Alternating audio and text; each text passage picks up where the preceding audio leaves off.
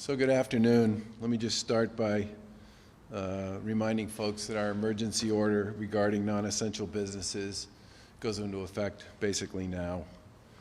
The Department of Public Health has also issued a stay-at-home advisory, which we talked about yesterday. This outlines the self-isolation and social distancing protocols that everyone needs to pay very close attention to. We know that these measures that we've outlined yesterday are going to be very difficult and inconvenient for many. But our goal right now is to slow the spread of the virus by limiting opportunities for person-to-person contact.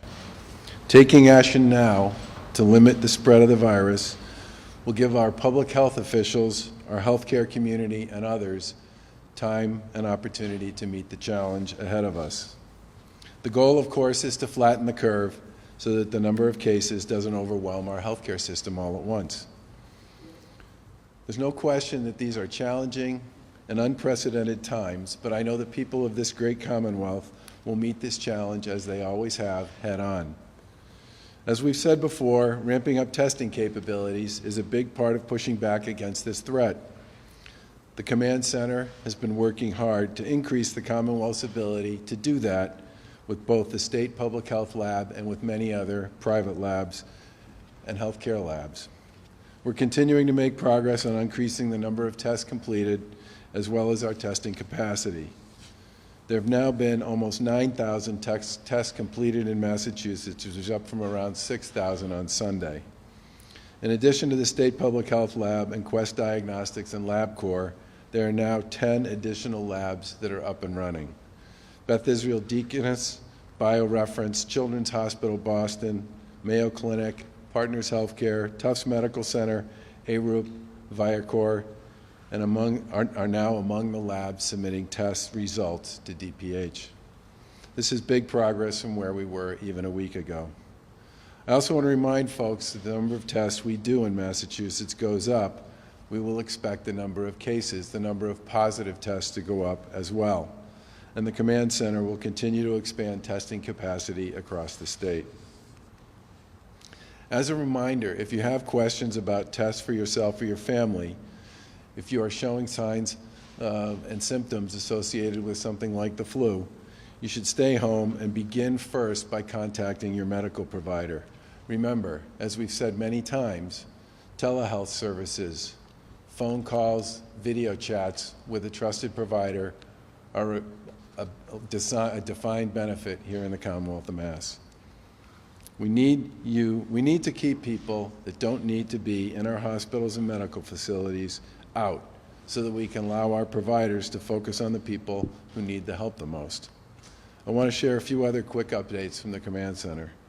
As of this morning, the Department of Public Health has made 89 deliveries of strategic national stockpile assets to healthcare facilities across the Commonwealth. DPH has received several shipments from the Strategic National Stockpile, and over 750,000 masks, face shields, gowns, and pairs of gloves have been delivered to DPH and are being distributed. MEMA began distributing personal protective equipment on Monday to at least 15 locations, including fire, police, and first responders.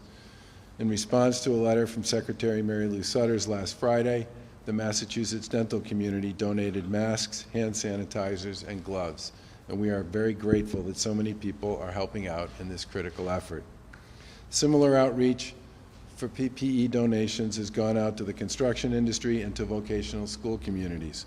These folks likely have more gear that we can repurpose to help our frontline medical workers. Finally, as we announced yesterday, the Department of Public Health advisory has been posted on mass.gov regarding stay-at-home practices. The advisory offers clear guidance to our residents on ways to reduce the spread of COVID-19 and keep their families and communities healthy.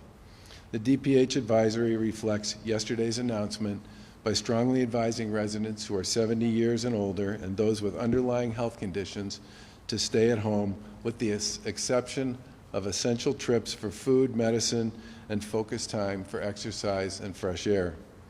Advising all residents to stay home as much as they can and avoid unnecessary activities for the next few weeks.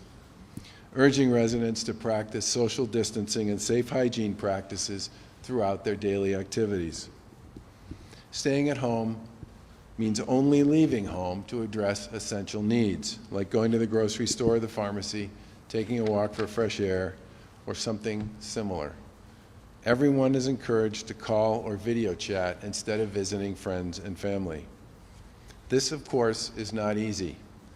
It's not what we're used to doing with our family and our friends, but it's hugely important, and it is one very significant way everyone can participate in stopping the spread of COVID-19.